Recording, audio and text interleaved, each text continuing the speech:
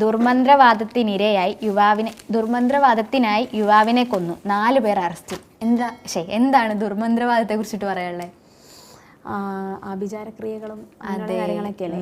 അതായത് മറ്റുള്ളവരെന്തെങ്കിലും ഇങ്ങനെ ചെയ്തു കഴിഞ്ഞാൽ ചിലപ്പോൾ നിങ്ങൾക്ക് കുറച്ചും കൂടെ പൈസ ഉണ്ടാക്കാൻ പറ്റും, അല്ലെങ്കിൽ നല്ലൊരു ജീവിതം കിട്ടും, നിങ്ങൾ അങ്ങനെയാവും ഇങ്ങനെയാവും എന്ന് പറയുമ്പോൾ നമ്മൾ പൊതുവേ അത് കേട്ടിട്ട് ശരിയാ അങ്ങനെയാവും, എന്നാൽ പിന്നെ നമുക്കത് ചെയ്തേക്കാം എന്ന് വിചാരിച്ച് കൊലപാതകത്തിന് നരഹത്യ അല്ലേ.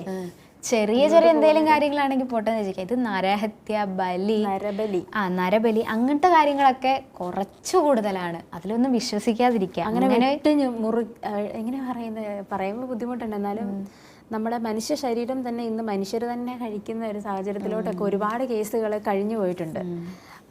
ഒരുപാട് കേസുകൾ അങ്ങനെ കഴിഞ്ഞു പോയത് ഇപ്പം തെളിയിച്ചുകൊണ്ടും ഇരിക്കുന്നുണ്ട്. അപ്പം അങ്ങനെ ദുർമന്ത്രവാദം ചെയ്താൽ നമുക്ക് നല്ല കാര്യങ്ങളല്ല ഉണ്ടാകാൻ പോവുക. അതിന് ഇരയാക്കിയിട്ടുള്ള ആൾക്കാരുടെ ബന്ധുക്കരാരെങ്കിലും കേസ് കൊടുക്കും, നിങ്ങൾ ജയിലിലാവും. അതാണ് സംഭവിക്കാൻ പോവുക. അങ്ങനെ 4 പേര് ഇപ്പോൾ അറസ്റ്റിലായിരിക്കുകയാണ്.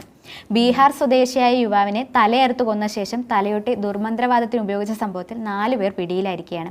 ഇതിൽ 2 പേർ ദുർമന്ത്രവാദം ചെയ്യുന്നവരാണെന്നും ഇവർ മന്ത്രവാദം പഠിച്ചത് യൂട്യൂബ് നോക്കിയെന്നും ഗാസിയാബാദ് പോലീസ് പറഞ്ഞു. യൂട്യൂബ് ഇപ്പോൾ എന്തൊക്കെയാ പഠിപ്പിക്കുന്നത്? ഇതുവരെയും പഠിപ്പിക്കുന്നുണ്ട്. ഇത്തരത്തിലുള്ള നമുക്ക് എന്ത് വേണമെങ്കിലും യൂട്യൂബിൽ നോക്കിയാൽ കിട്ടുമെന്നുള്ളത്. പക്ഷെ പോയി നോക്കരുത്. ഇത്തരത്തിലുള്ള കാര്യങ്ങളൊക്കെ പോയി നോക്കി കഴിഞ്ഞാൽ നമുക്ക് തന്നെ പണി വരും. അത് മാത്രമല്ല, അതൊന്നും നല്ലതല്ല. എന്തിനാ വെറുതെ നരബലിയൊക്കെ ചെയ്തിട്ട് അതിൻ്റെ നമ്മൾ ഓർക്കും ഇതൊക്കെ നല്ലതിന് വേണ്ടിയിട്ടാണ്, ഒന്നും ഉണ്ടാവത്തില്ല, മറ്റാരും അറിയത്തില്ലെന്നോർത്ത് ചെയ്യുന്നതായിരിക്കും. പക്ഷെ ഇതെല്ലാം അറിയും, ഒരു നാൾ ഇതെല്ലാം പുറത്തു വരും. അതെ, അതിന് നല്ല ശിക്ഷയും ലഭിക്കും. 6 മാസങ്ങൾക്ക് മുൻപ് നടന്ന ഒരു കൊലപാതകവുമായി ബന്ധപ്പെട്ടാണ് പ്രതികളെ പിടികൂടിയത്. ഈ വർഷം ജൂൺ 22-ന് ഗാസിയാബാദ് നഗരത്തിനടുത്തുള്ള തിലാമോഡ് ഭാഗത്ത് തലയില്ലാത്ത നിലയിൽ ഒരു മൃതശരീരം പോലീസ് കണ്ടെത്തിയിരുന്നു. ബീഹാറിലെ മോത്തിഹാരി സ്വദേശിയായ രാജുകുമാറിൻ്റെയാണ് മൃതദേഹമെന്ന് പിന്നീട് തിരിച്ചറിഞ്ഞു. സംഭവവുമായി ബന്ധപ്പെട്ട് ഓഗസ്റ്റ് 15-ന് ധനജ്ഞായ്, വികാസ് എന്നിവരെ പോലീസ് പിടികൂടി. 2 പേരെയും ചോദ്യം ചെയ്തപ്പോഴാണ് ഇവർക്കൊപ്പം താമസിച്ചിരുന്ന വികാസ് എന്ന പരമാത്മയാണ് കൊലപാതകം ആസൂത്രണം ചെയ്തതെന്ന് സൂചന ലഭിച്ചു. ഓക്കെ, അയാളാണ് അപ്പം ആസൂത്രണം ചെയ്തിട്ട് മറ്റേയാളെ കൊന്നത്. Very sad. തുടർന്ന് നടത്തിയ അന്വേഷണത്തിൽ പരമാത്മയുടെ സഹായിയായ നരേന്ദ്ര, പവൻ എന്നും പങ്കജ് എന്നും പേരുള്ള 2 പേരുമായി സഹകരിച്ചിരുന്നെന്ന് കണ്ടെത്തി. ഒരു മനുഷ്യന്റെ തലയൊട്ടി സംഘടിപ്പിച്ച് പൂജിച്ചാൽ 50 കോടി രൂപ വന്നു ചേരുമെന്ന് പവനും പങ്കജും നരേന്ദ്രയോട് പറഞ്ഞിരുന്നു. ഇപ്പൊ എന്തായാലും 50 കോടിയും കിട്ടി, സുഖമായിട്ട് ഇനി ജയിലിൽ കിടക്കാം. നിങ്ങൾ അത് ചെയ്ത് കഴിഞ്ഞാൽ നിങ്ങൾക്ക് കോടീശ്വരനാകാൻ പറ്റും, അല്ലെങ്കിൽ നിങ്ങൾ ഭയങ്കര നല്ല ലൈഫായിരിക്കും നിങ്ങൾക്ക് കിട്ടാൻ പോകുന്നതെന്നൊക്കെ പറയുമ്പോൾ നമ്മൾ പോയി എന്നാ പിന്നെ ആളെ കൊന്നേക്കാം, തലയൊട്ടി എടുക്കാന്നുള്ള ചിന്തയിൽ നിൽക്കുന്നവരാണ് ഇന്ന് കൂടുതലും. പക്ഷെ അങ്ങനെ ശരിക്കും ഈ ദുർമന്ത്രവാദവും അല്ലെങ്കിൽ അങ്ങനത്തെ കാര്യങ്ങളിലൊക്കെ ആ ഒരു 2-3 മാസം നമുക്ക് വേണമെങ്കിൽ ഒന്ന് മറച്ചു വെക്കാൻ പറ്റും. ആ സമയത്ത് നമ്മൾ വിചാരിക്കും ഇനി നമുക്ക് കിട്ടാൻ പോകുന്ന നല്ല ബ്ലെസ്സിങ്സ്, നല്ല കാര്യങ്ങളൊക്കെ ആയിരിക്കും ഇനി സംഭവിക്കാൻ പോകുന്നതൊക്കെ വിചാരിക്കും.